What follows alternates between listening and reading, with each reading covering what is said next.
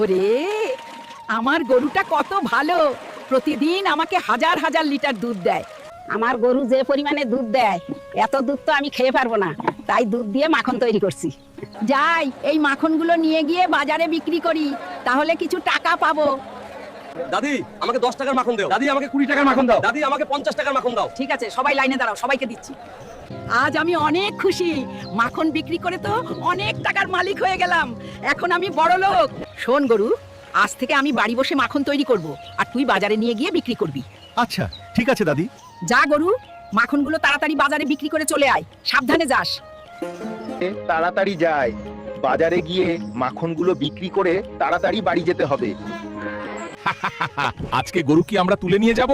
আমাকে কেউ বাঁচাও, ঈগলরা আমাকে ধরে নিয়ে যাচ্ছে, বাঁচাও বাঁচাও। হায় আল্লাহ, আমার গরুটা কোথায় চলে গেল, এখনো বাড়ি আসছে না কেন?